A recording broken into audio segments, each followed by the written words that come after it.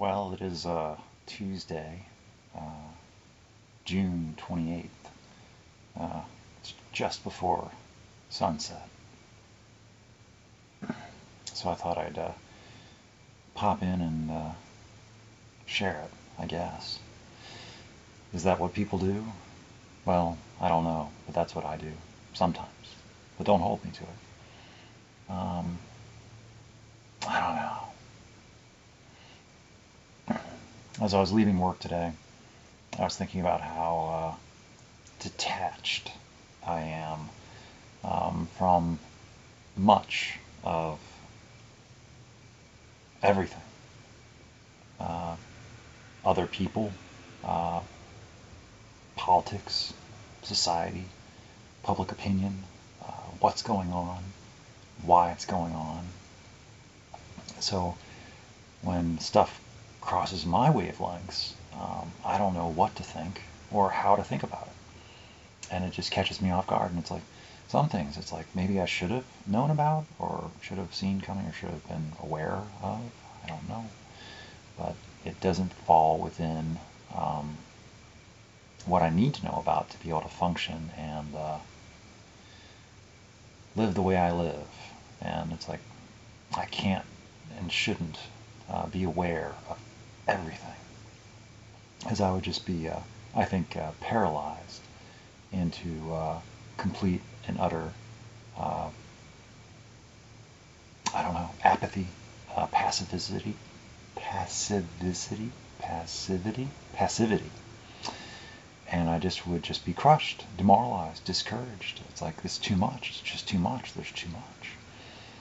So it's like in small doses, I can tolerate being human and admitting that whether I like it or not, I'm part of this organization we have going here, this civilization, as we like to call it. Though it doesn't feel very civil, the way we behave as a whole.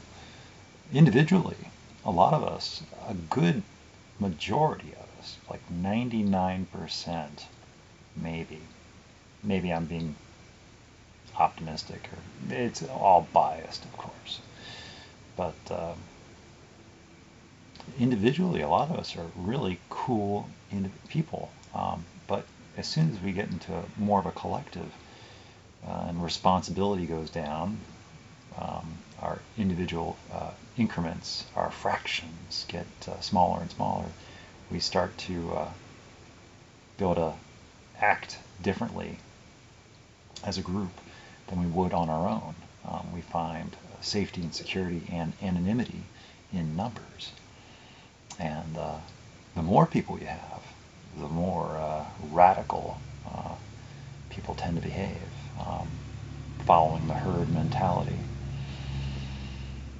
So, for the greater good, as it's said, no matter how much harm is done. So, anyway, being on my own and just being detached, I get disenchanted with the reality as it is. Not that I would know what to do with it, or how to construct a better one. It just feels wrong. I couldn't say how. I couldn't say why. It's just everything feels wrong. And there's nothing I can do about it. And the whole Roe v. Wade thing, that's just always been under attack and under threat because people didn't get their way. And they were just going to complain about it until they got their way. And never accept it, never work within it. They were just going to keep fighting it because they didn't believe in it. And it didn't fit into their social and cultural taboos and sensibilities and conventions for their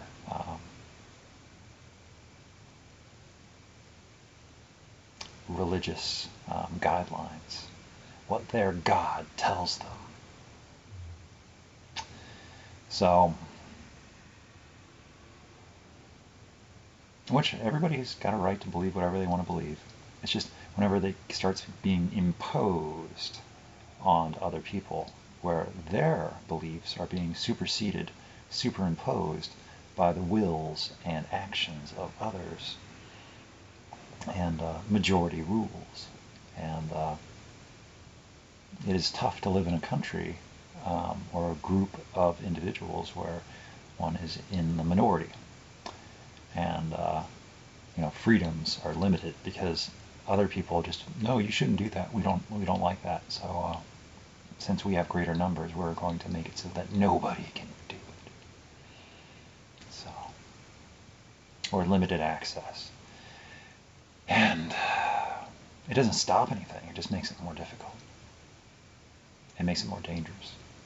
It creates new hazards, more hidden and secret and subversive hazards, because it would fall out of the public and more into the private sector.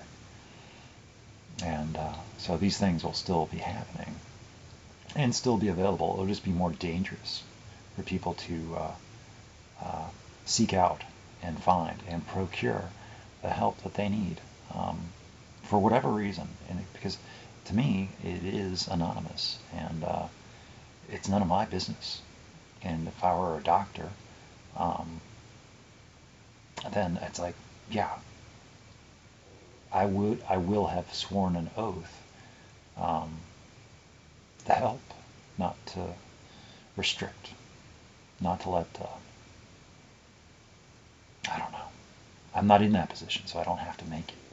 I can imagine that it would be very awkward for some. Whereas a lot of people, they'd be following their moral compass and be like, well, the law says I can't do this, or I can't give you this anymore.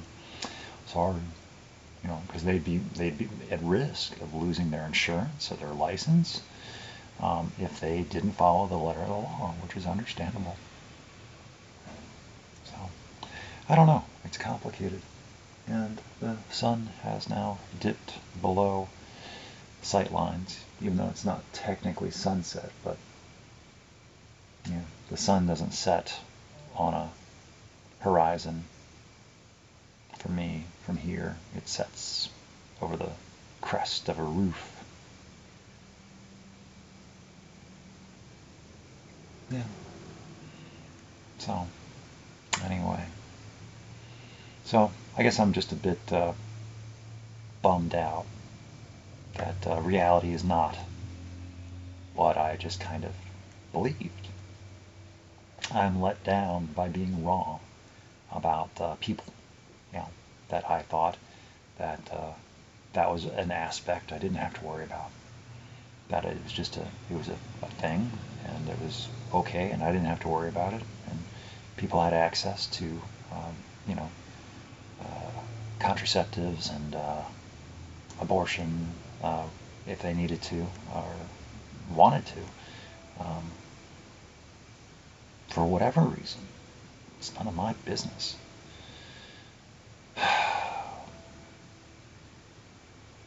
Anyway,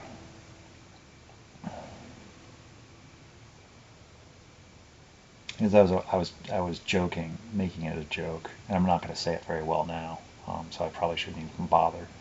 But I was thinking, if men were so concerned about abortion and abortion activism and whether people should or shouldn't have access, they should do their part and be responsible.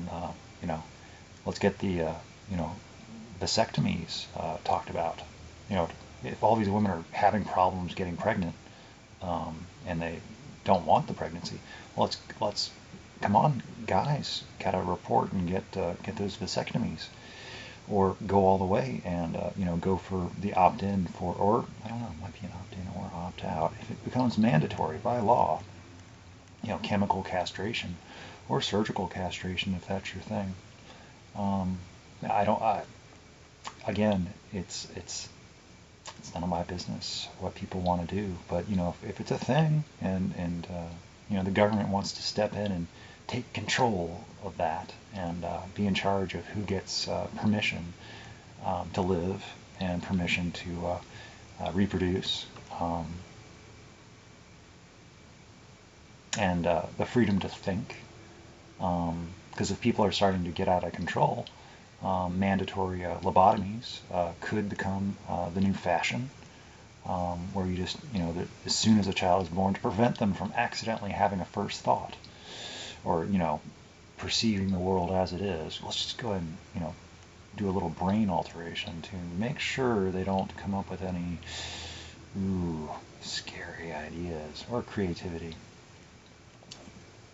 Keep them docile, keep them pacified, keep them under control. Except for if you're, have enough money to be able to get a authorization to think.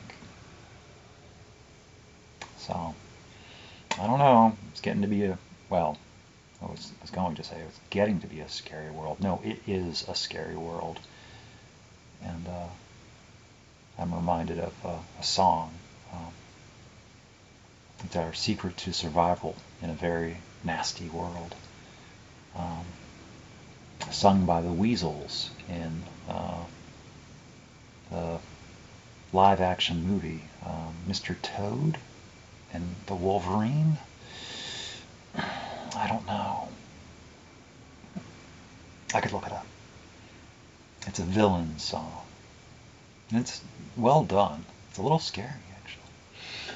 But it's our secret to survival in a very nasty world. And anyway.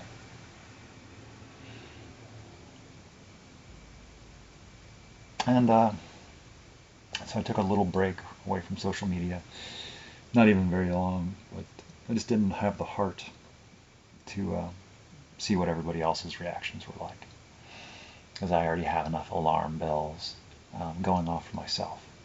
And I don't even understand them all. That something happened, and I don't like it. So I don't need to, I try to limit my exposure to everybody else's alarm bells, because I just can't. It's better. I'm better off. And maybe other people find comfort in hearing everybody else figuring this stuff out.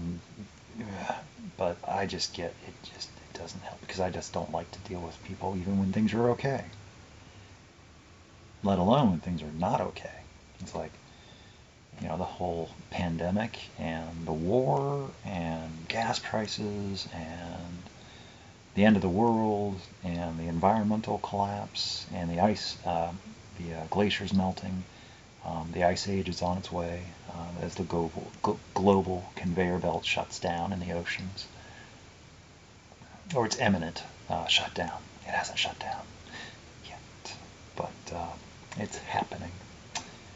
Because these things take time, and the momentum, it's already happened. We just don't know it yet. That's what I think, at least. I don't have any science or facts to back it up, but it's not like it hasn't happened before. It is it's what happens in the cycle. We're just speeding up the cycle to the next ice age. It's a cycle of ice ages. And and it will rewrite and reshape the face of the earth. And a lot of things will die off in mass extinctions. It's just this one is created artificially by a natural phenomenon called mankind, humankind.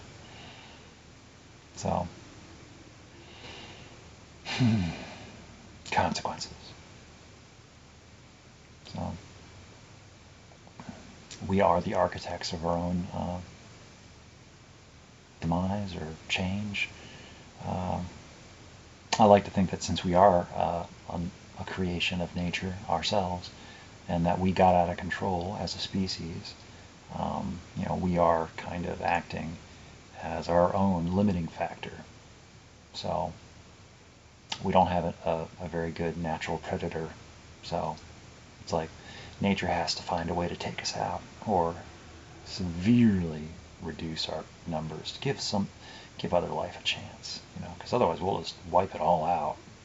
Not that life really cares.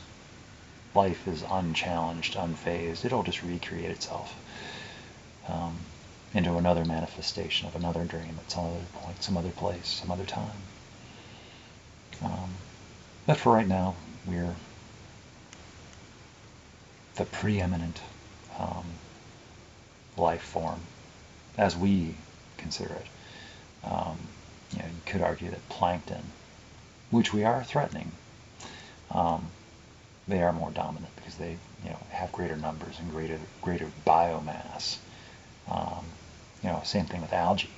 Algae occupies greater biomass. We're talking magnitudes. If you just go by biomass, humans are relatively, nothing. Insects by themselves, ants. Have you heard about the ants? As far as biomass goes, geez, but as far as infrastructure, as far as like stuff that we produce, I don't know. This is off. I'm just ranting. So anyway, that was the sunset, and I don't really have much more to say, just because it's I don't know. I'm just kind of tired, I guess. And as far as other things go, it's like I was thinking about I don't even know what the word is, but as far as this relationship, if that's what it is it a rhetorical relationship, a metaphorical relationship, a hypothetical, a theoretical, and the other word, I couldn't think of what it was, and I didn't look it up. Liturgical. So, questions. Because we don't talk, and we don't have conversation or communication or correspondence per se.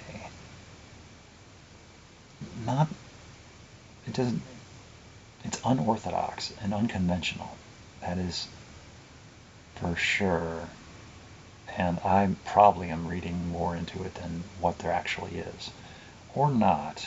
I don't know. And that bothers me on some days more than others, because I really would like to know. Because if something is about me or something, it's like I don't want to mess it up. I don't want to miss out on it either. I don't want to overlook or take for granted. And I want to appreciate as much as I know. But on the other hand, if it's not about me and nothing, and it's like I don't want to also intrude or invade or be, an unwanted presence that just has to be